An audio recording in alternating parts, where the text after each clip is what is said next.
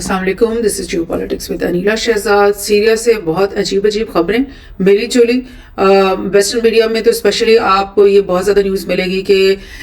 حیات تحریر الشام کے جو ملیٹنٹس ہیں انہوں نے جو پورا سیریا کے اوپر بظاہر قبضہ کر لیا. اس کے بعد ہر شہر میں سیلیبریشنز ہو رہی ہیں، لوگ بڑا شکرانہ منا رہے ہیں اس بات کا کہ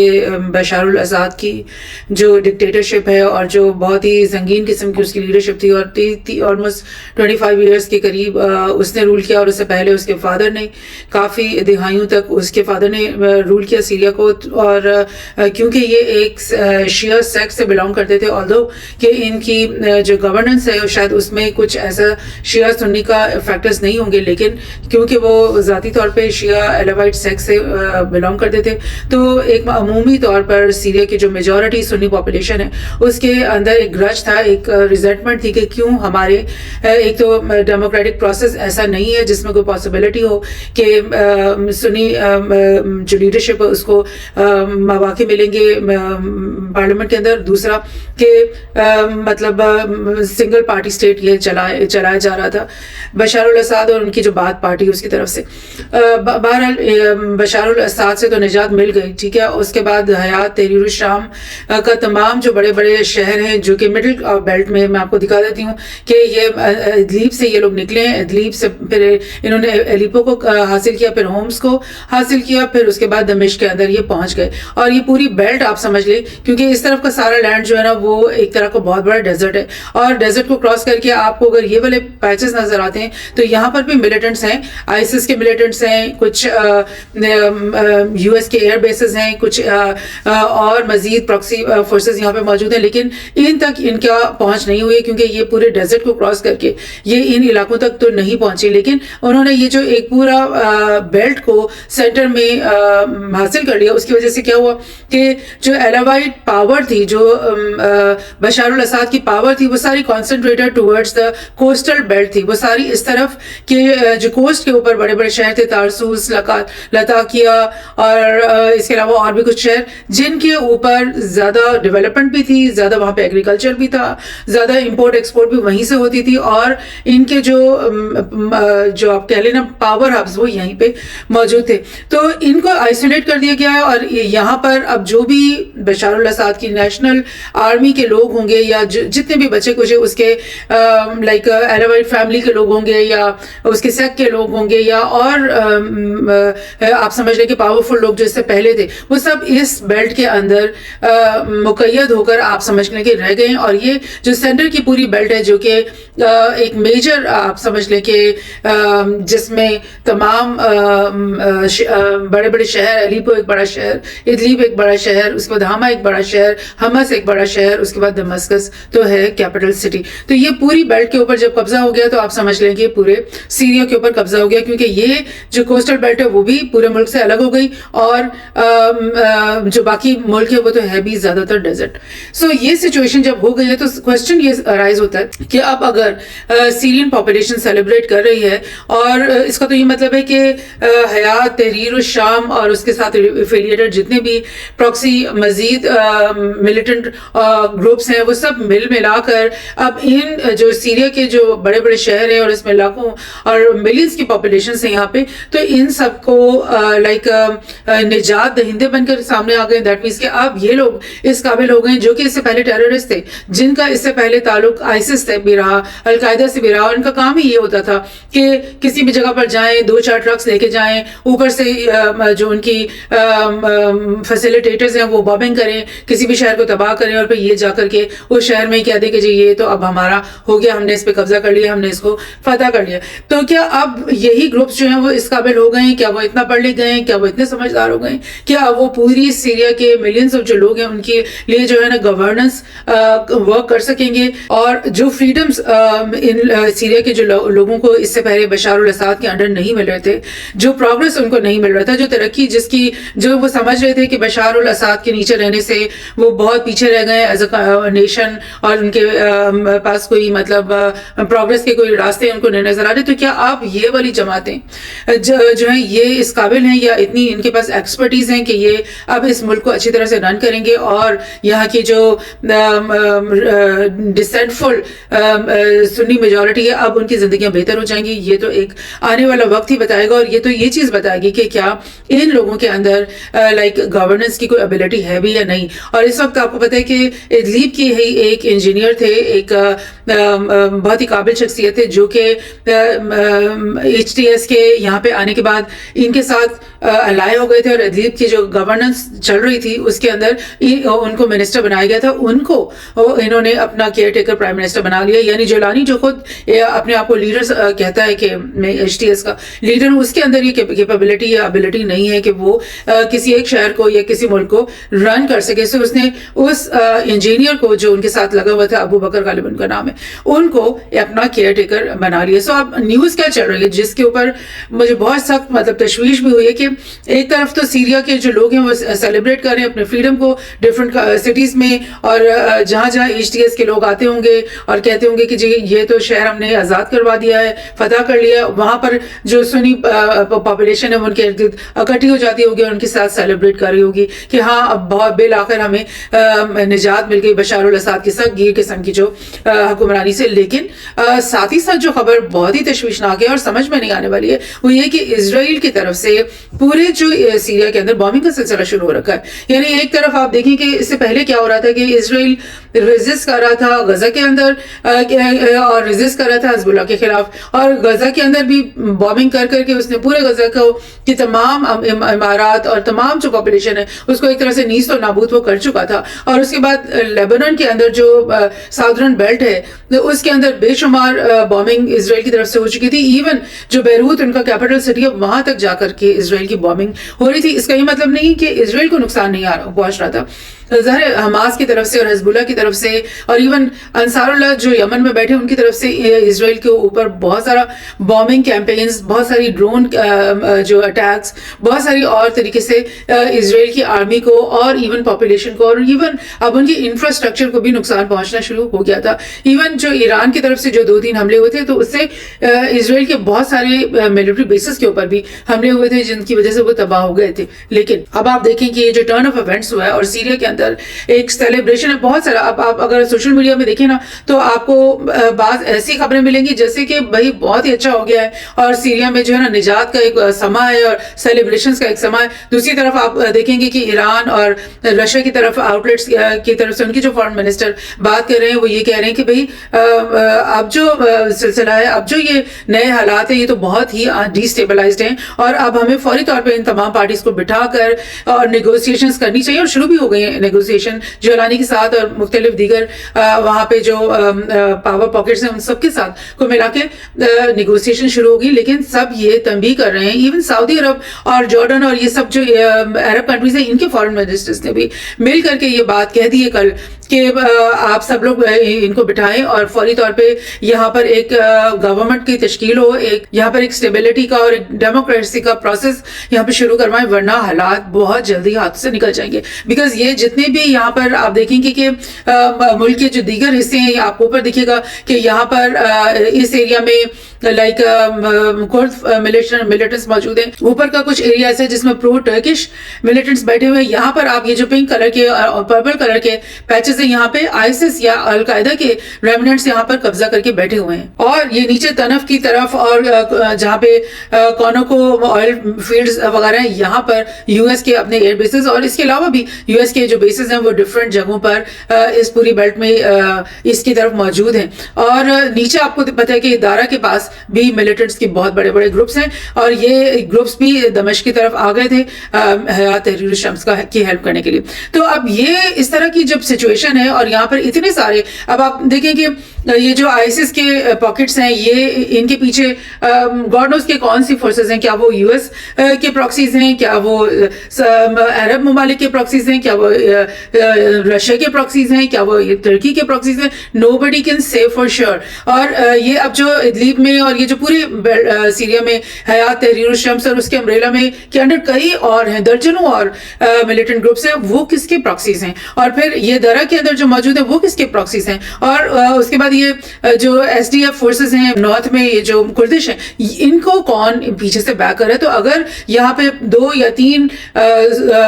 بڑی بڑی عالمی قوتوں کی پراکسیز بیٹھے ہوئے ہیں تو پھر تو کچھ بھی ہو سکتا ہے، اور کسی بھی وقت کوئی بھی یعنی کہ کسی طرف بھی سچویشن اور جا سکتی ہے. اور اس ایسی صورتحال کو نمٹنے کے لیے ٹرکی کو بھی مطلب ایک بھرپور اپنے جنگ کے لیے تیار ہونا پڑے گا، رشیا کو بھرپور جنگ کے لیے تیار ہونا پڑے گا، عراق کو بھرپور جنگ کے لیے تیار ہونا پڑے گا، US کو تیار ہونا پڑے گا اگر وہ سیریا میں اپنی مرضی کی آئندہ دنوں میں حکومت دیکھنا چاہتے ہیں. اور یہ سب سے زیادہ جس کو تکلیف دکھائی دے رہی ہے اور سب سے زیادہ جو تیزی دکھا رہا ہے وہ تو اسرائیل ہے، اور اس اسرائیل کا تو ذکر ہی بہت کم آ رہا ہے آپ کی سوشل میڈیا میں. اور یہ دیکھیں سب تو برا بھلا کہہ رہے ہیں ٹرکی کو کہ بھئی ٹرکی نے بہت برا کیا، ٹرکی نے وہاں سے HTS کو نکالا، ٹرکی نے اساد کے خلاف یہ پورا مہم بازی کی، اور اب جو بھی نتائج ہیں اس کا ذمہ دار ٹرکی کو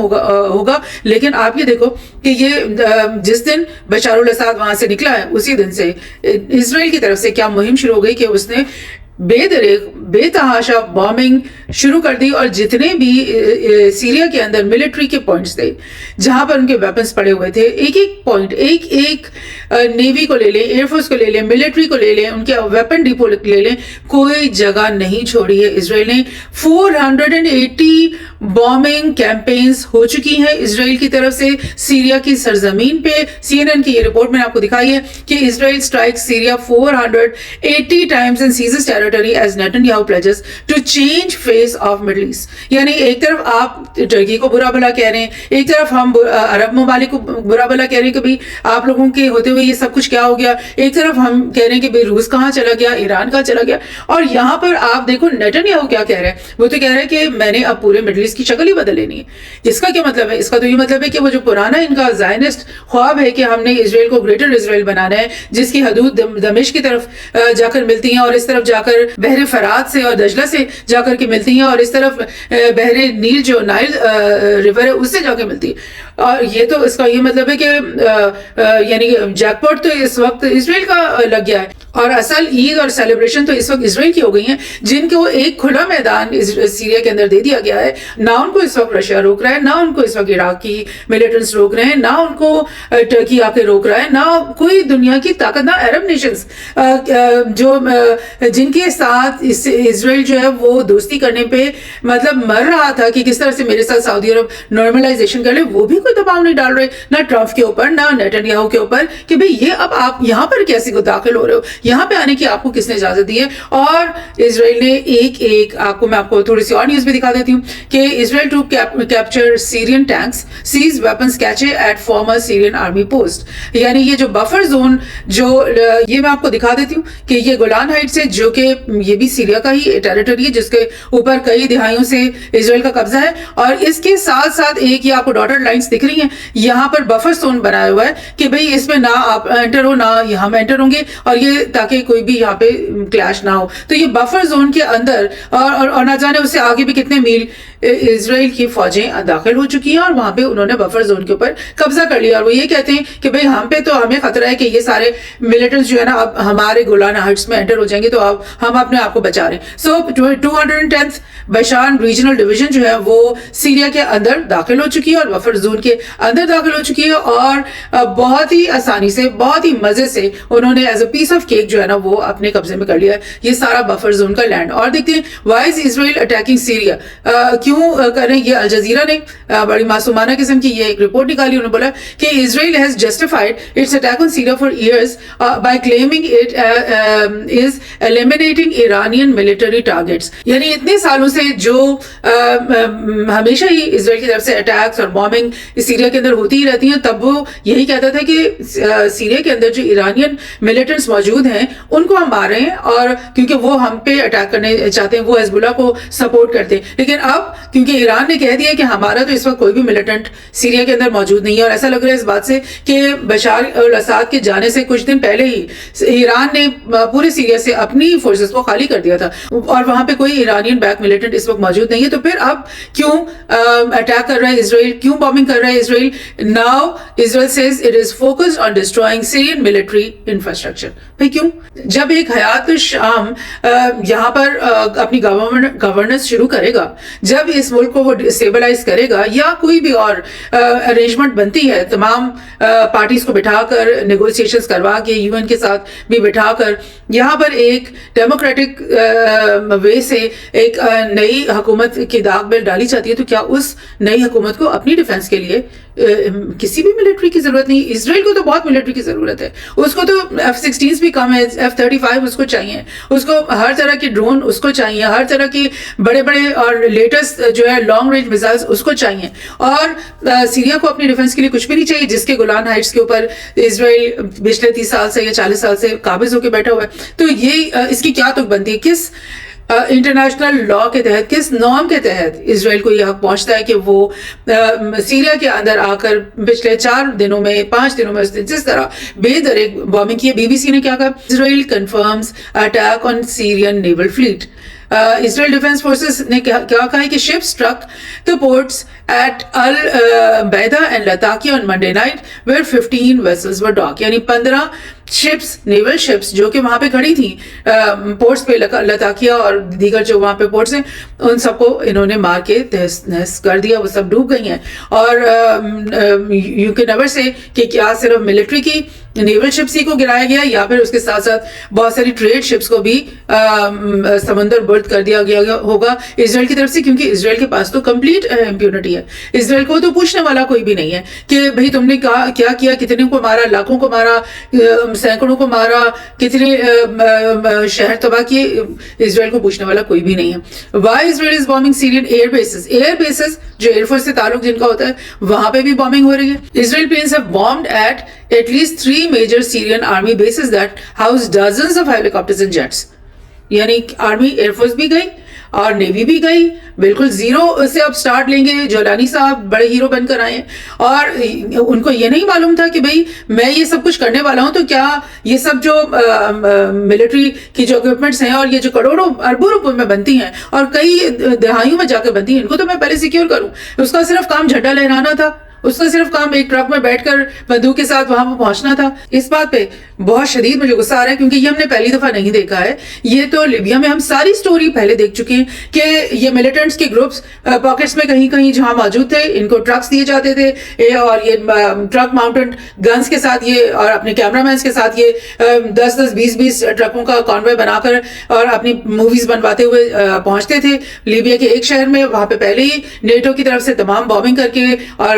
مطلب غدافی کا بھی صفایا کر دیا گیا، اس کی ساری ملٹری کو نیست و نابود کر دیا گیا، اور یہ وہاں پہ پہنچتے تھے اور جھنڈے گاڑ کے اور کہتے تھے ہم نے لبریٹ کر لیا۔ تو آج آپ دیکھیں کہ اس ساری چیز کو 10-12-15 سال ہونے کو آئے ہیں اور ابھی تک لیبیا میں آپ کو کوئی گورنمنٹ نہیں نظر آ رہی، کوئی اسٹیبلٹی نہیں نظر آ رہی، کوئی وہاں پہ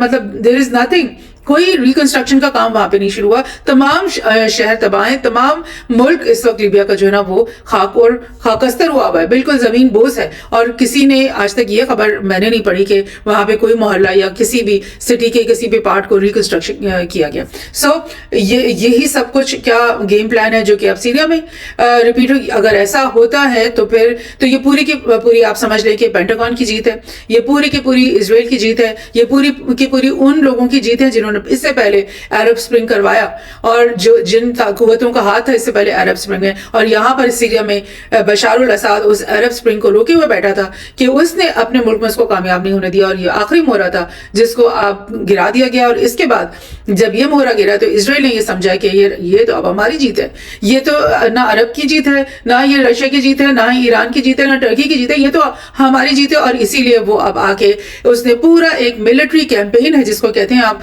480 بامبنگ کرنا is just like attacking completely, ایک آپ سمجھیں کہ ایک ایسی وار سیریا کے اوپر مسلط کی گئی ہے جس میں آگے سے ایک بھی بلٹ واپس مارنے والا کوئی وہاں پہ موجود نہیں ہے۔ I mean this is the biggest drama of this century۔ میں سمجھوں گی کہ یہ مطلب مائنڈ باگلنگ ہے کہ اسرائیل کے لیے کس طرح سے راستہ ہموار کیا گیا ہے، اور اگر یہ سب ایسا ہی ہو رہا ہے، بیکاز میں تو ابھی بھی پرے کر رہی ہوں کہ عرب اسٹیٹس نے اور ایران اور رشیا نے کوئی نہ کوئی پلان بنایا ہوگا اور کچھ نہ کچھ ایک بہتری سیریا کے لیے آنے والی ہوگی، لیکن اس وقت جو ڈرامہ ہو رہا ہے اس سے تو یہ دکھائی دے رہا ہے۔ ایک اور نیوز دیکھتے ہیں Trump asked about chances of war with Iran, says anything can happen. Now ये वही ट्रम्प है जिसने अपनी पूरी कैंपेन में ही कहा कि मैं आते के साथ गाजा की वॉर खत्म कर दूंगा, मैं आते के साथ यूक्रेन की वॉर खत्म कर दूंगा. आज जब उसने देखा कि वही बशार उल असद जिसको वो अपनी पिछली टर्म में उससे हार के और अपनी ट्रूप्स को बाहर निकालने पे मजबूर हो गया था, वही बशार उल असद आज कितनी आसानी से यहाँ से चला गया खुद ही. और अब ये सारी मतलब